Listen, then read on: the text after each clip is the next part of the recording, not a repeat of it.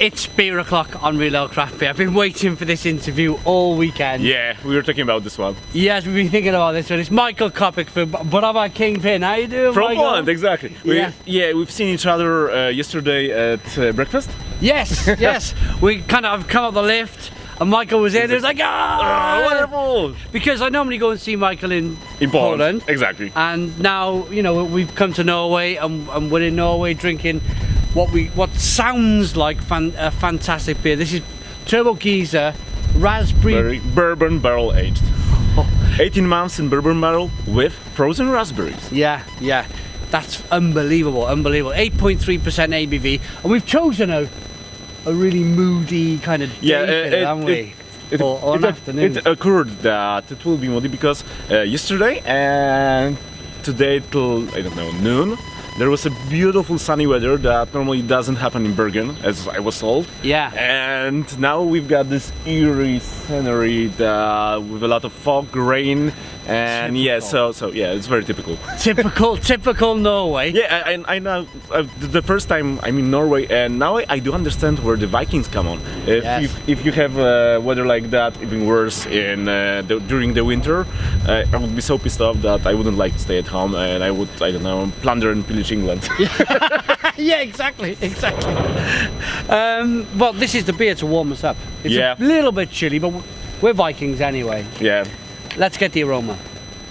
First of all, jet black beer in the glass. As you rock the beer back and forth, slow moving, small bubbles. An old brewer once told me the smaller the bubble, the better the beer. And the texture, bubbles, yeah. Yeah, absolutely fantastic. So, jet black beer, let's get the aroma. So I know the beer.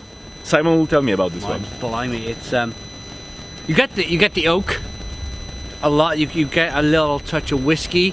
Is it a whiskey barrel aged? Exactly, whiskey. Yeah. But whiskey / bourbon. Yes. So American. So not the whiskey with Y, but the EY. Yeah. Whiskey. American one. Bourbon whiskey.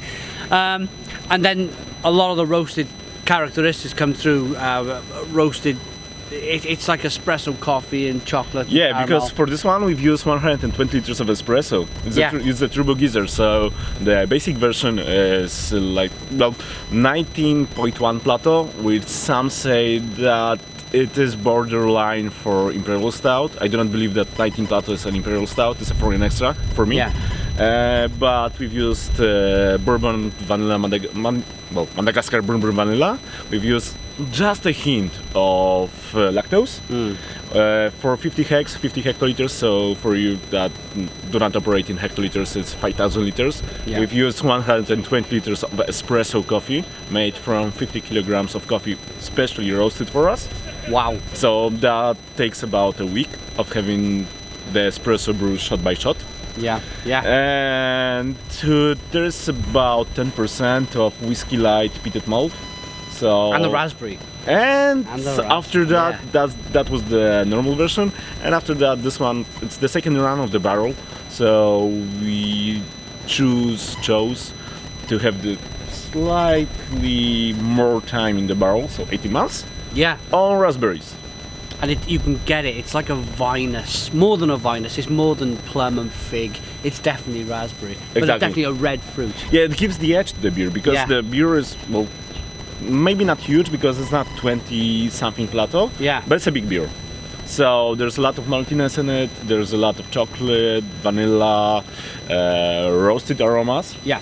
A lot of body, but it isn't mellow because of the edge from the raspberries, which are more sour. Edgy.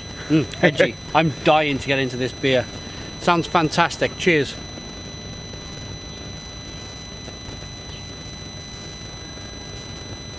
Ah. Stone the crows. Oh, stone the crows! I stole your line. Stole your line. What I found is only the very best brewers get invited to this festival, and so I was told. You have some of the most amazing breweries in there, and this is one of Poland's most fantastic. Well, definitely top 5 in Poland, I'd say, craft breweries.